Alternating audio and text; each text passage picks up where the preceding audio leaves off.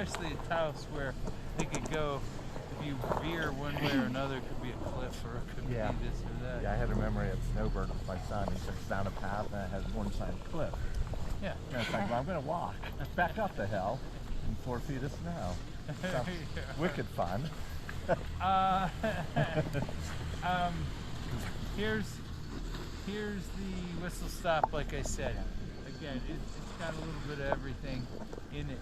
This is my favorite chairlift on the planet. Okay. This is, I'll spend all afternoon up here a lot of times. It's a little better in the afternoon just because the sun gets up on it a little bit. And not even soften it up, but just, soften it up. Yeah. But what's even more is that the backside tends to be a little better in the morning. Okay. So you tend to go over there for sun early and wind if wind's an issue. Wind may be a big issue tomorrow, but not today. So this intermediate is wonderful, but it's really hard to get to because almost everything on chair 2 is really steep except one run. And this is kind of all running out of there. Now chair 8 will get you to this, so you can do it that way. But otherwise, everything is just the chutes here and a run called Bambi, which is an intermediate that goes out and around. So where's chair 8? Over there? Chair 8, we'll see the top of chair 8 coming up here. And like you say, there's just 1, 2, and 8 over here, or 1 and 2 are pretty self-explanatory, and all that.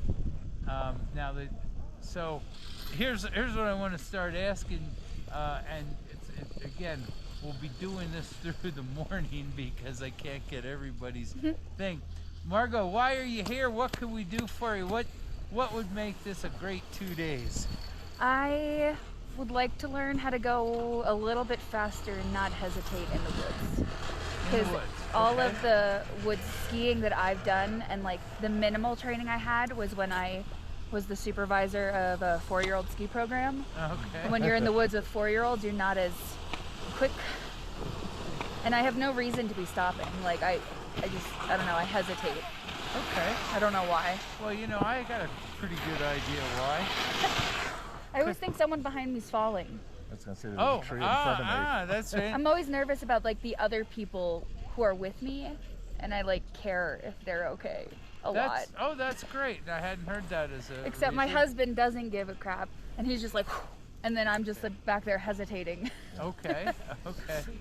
But I think some of your hesitation might be due to the fact that you're a thinking individual. That you're a smart person. that if you're not sure that you have the tools to do something and you're a bit hesitant, that just means you're smart, not that you're hesitant. I think I just need to trust my ability more. I get more nervous out west. So I would say I'm like an extremely expert skier on the East Coast, but the West Coast skiing is just a bit different. Oh yeah. So I hesitate more. I'm a little more afraid. And again, where'd you grow up? Mad River Glen. Oh, okay. Literally in Waitsfield? Yeah. Well, I skied there. No, but I mean grew up. Manhattan. Yeah. Oh, okay. That's cool. I love Mad River. Mad River is the Taos of the East. Totally. Paradise. Oh, yeah. I, as a 14-year-old kid, man, that's all I wanted to do is Mad River, Stowe. Sugar Bush was after a while. Yeah. But Sugar Bush and Stowe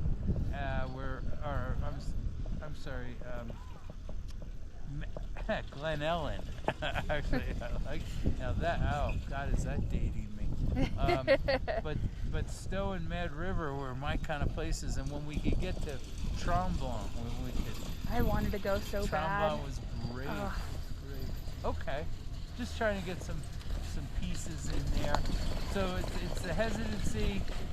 What do you know about pole plants and how much do you deal with pole plants? I know you're supposed to. But okay. But with teaching 4-year-olds, I never used poles. So like I would do Paradise, but without poles. No. Yeah. Oh my gosh, you might be the toughest one in the group of us all. I think I kind of look at poles as like I guess I use them kind of, but like I don't see them as there is a point yet. Oh my I guess. gosh. Okay. This is these are the things I need to become aware of. Okay. Fantastic. Like I could just like. There's not nothing have wrong them. or right about it. It's just Well, just when you're with like little kids, you need both of your hands to be able to help them on the lift and help them around. So. It's true. But if they can handle double blacks, you just don't bring your poles. You just go. Well, I would never take someone, even a 5-year-old, I would never take a 5-year-old in trees without having them have poles. Never. Yeah. And the reason is, well, I mean a real double black. Yeah, no. We Um, only went in the trees in like the green trails with those kids. Well, thank you. But the reason is, I'm full cert kids instructor, and I have to be a bit of everything freestyle. But I say, it's true. I think it's a great idea for no poles early, especially with 4-year-olds. But after a shorter period than a lot of people think about, it limits a kid as far as getting around. And their mental things goes, how come my friend has poles and I don't, and all that. And so I find sometimes, especially our people, will hold them off way too long, and then when they try and introduce them, it's like everything stops.